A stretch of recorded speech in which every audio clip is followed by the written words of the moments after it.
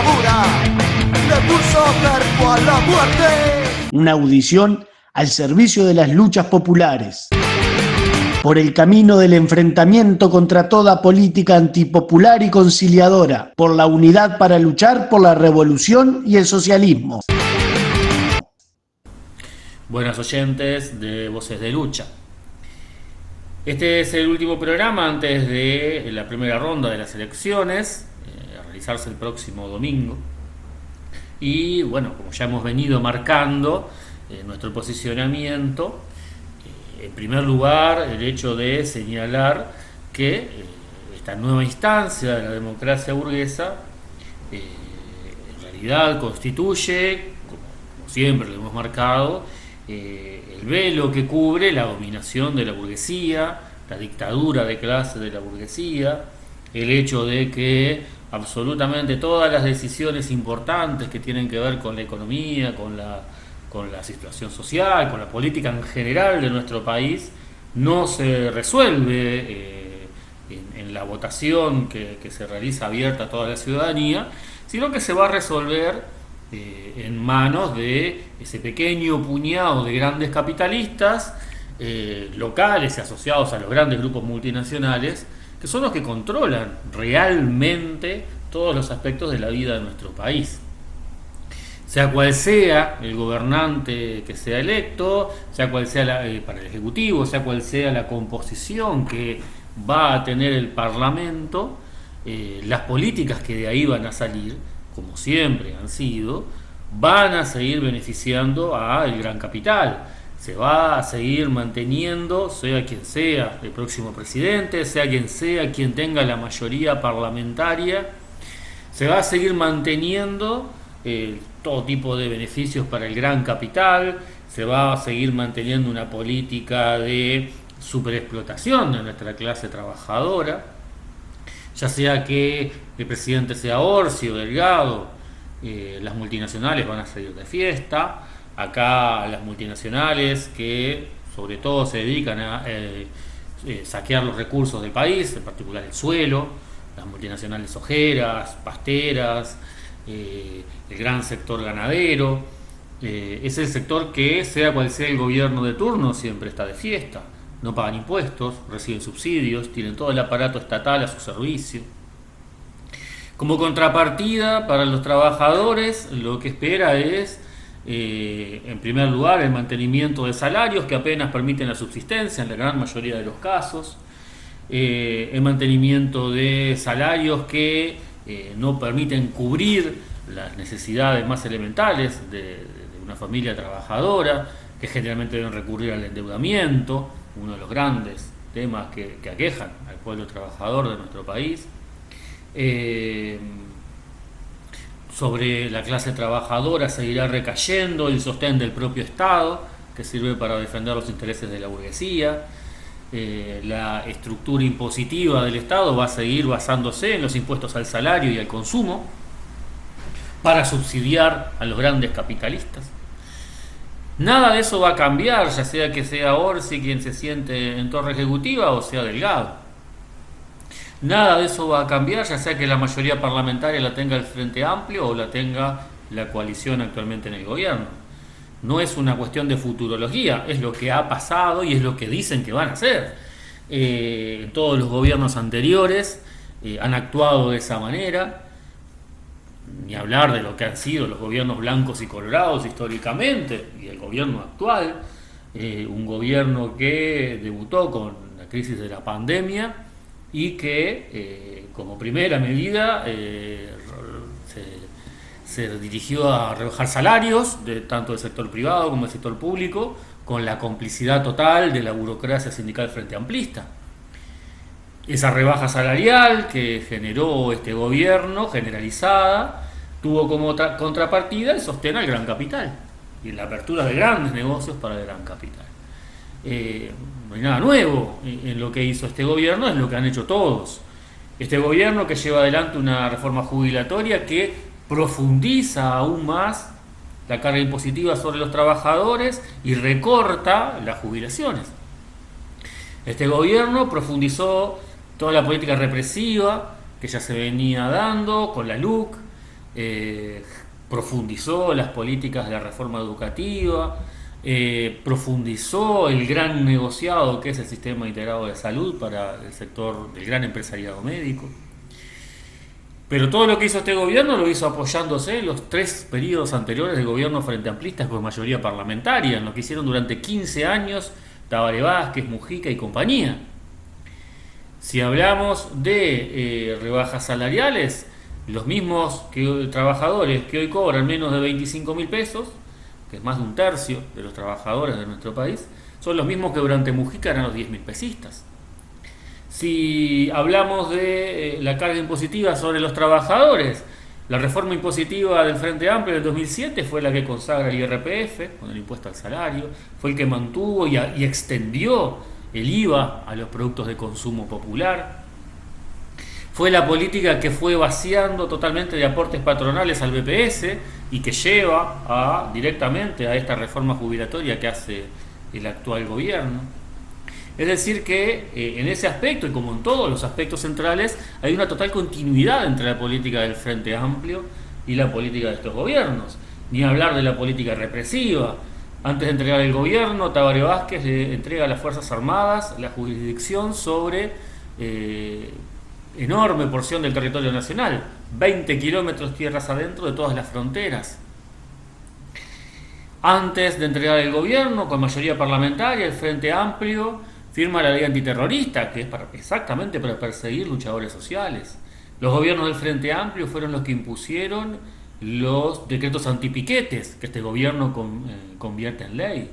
El gobierno de Mujica fue el que hizo el decreto que prohíbe, que ilegaliza la ocupación de lugares públicos. Este gobierno lo convirtió en ley con la LUC. Podemos seguir hablando de cómo cada política que lleva adelante este gobierno es continuación de las del Frente Amplio. Ni hablar en educación, donde ya desde el cambio del ADN de la educación, pero mucho antes, en el 2014 anunciaba el Frente Amplio, pero mucho antes, allá por principios de los 2000, ya en el primer gobierno del Frente Amplio, a raíz de los acuerdos multipartidarios en educación, se comienza un proceso que extendió en realidad los aspectos más relevantes de lo que fue la reforma Rama del 96. Y podemos ir rastreando más para atrás. Es decir, en todos los aspectos han sido y son totalmente coincidentes las grandes políticas del Frente Amplio y la coalición de gobierno actualmente. Por lo tanto, nada se juega en realidad para la clase trabajadora este domingo.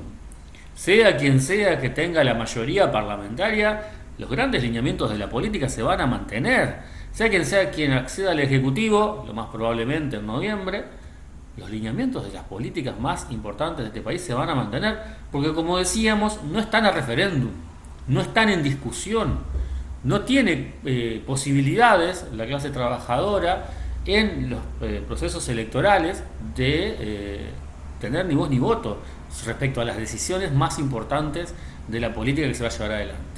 Esas decisiones ya se tomaron, las impulsa la Asociación Rural, la Asociación de Dirigentes de Marketing, la impulsa la Asociación de Exportadores. Esos son los que detentan el verdadero poder en este país y son quienes financian las campañas de todos los principales candidatos, aquellos que van a ocupar los cargos de decisión.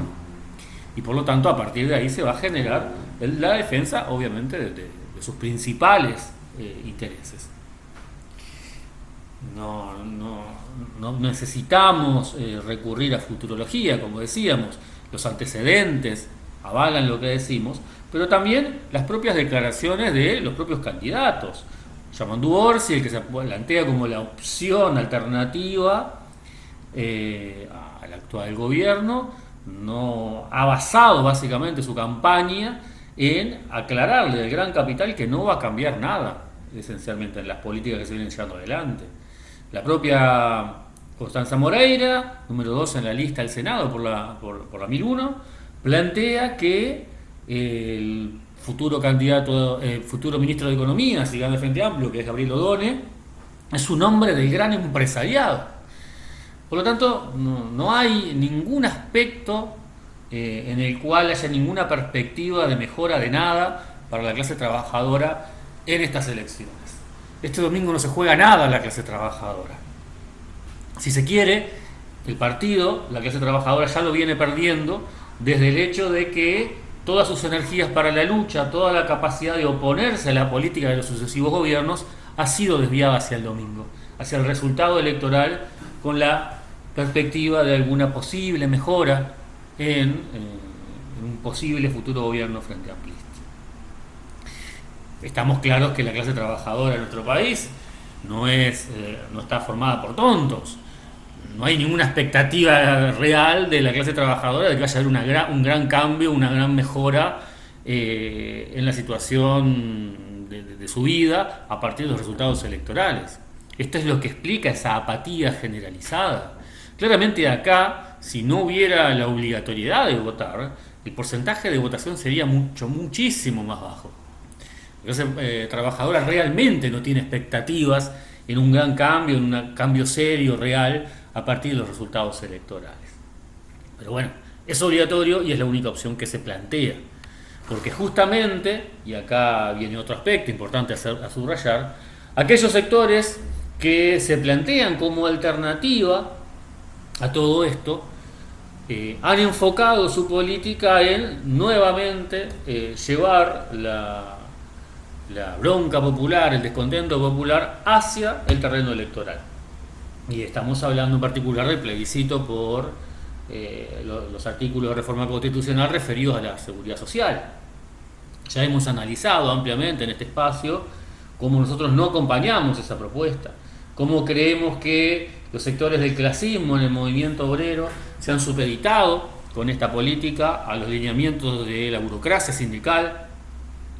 Creemos que en esta etapa es fundamental remarcar las diferencias con la burocracia sindical, remarcar la necesidad de construir otro tipo de organización sindical y organización social, no burocrática, donde reine la democracia obrera, con independencia de clase, donde se planteen claramente las necesidades reales de la clase y no las necesidades oportunistas del Frente Amplio o de algún otro sector político de cara a las elecciones. Pues bien, creemos que se ha hecho lo contrario, creemos que se ha planteado una política de unidad con la burocracia sindical. Hay sectores que se la pasan vociferando acerca de que el plebiscito parte aguas y que de este lado están los que defienden a los trabajadores y del otro lado los que no, y dejan de este lado el Partido Comunista, el Partido Socialista. Sectores que han demostrado a lo largo de todo este periodo que son enemigos de la clase trabajadora, que no defienden los intereses de los trabajadores, que defienden los intereses de los patrones y de la gran burguesía. Pues bien, la política de los sectores que se plantean como alternativa dentro del movimiento obrero y como alternativa por izquierda, Frente Amplio, lleva una y otra vez a la unidad con esa misma burocracia sindical. Creemos que es un profundo error y, como repetimos, como decíamos, no acompañamos ese tipo de políticas. Creemos que debilita a la clase obrera, creemos que no la prepara para desarrollar luchas más profundas, creemos que educa a la clase obrera en aliarse con los conciliadores y en desviar hacia la institucionalidad burguesa sus reclamos. Creemos que hay que enfocarlo de otra manera, creemos que hay que enseñar a la clase obrera, transmitir a la clase obrera a confiar en sus propias fuerzas, en la necesidad de romper con la burocracia sindical, en la necesidad de cambiar las estructuras de las organizaciones sindicales y sociales, en levantar un programa propio sin estar supeditado a los intereses del gran capital.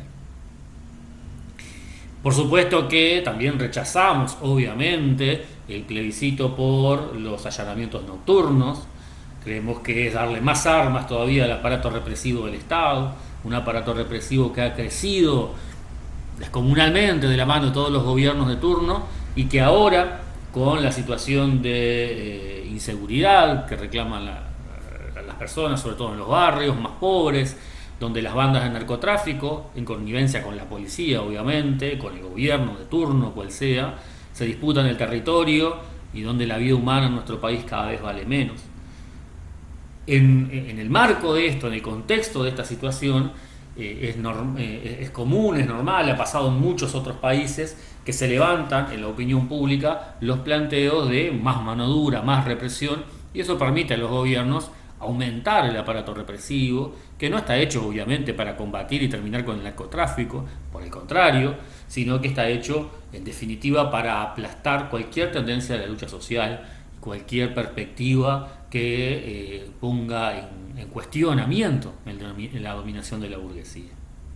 En ese sentido, este plebiscito obviamente es darle un arma más, simbólica obviamente, porque de hecho no lo necesita el aparato represivo, pero es darle un respaldo simbólico a las políticas de mano dura, sobre todo contra los sectores populares. En definitiva, entonces, este domingo, donde las encuestas prevén que obviamente no se va a definir el Ejecutivo, sino que va a haber un balance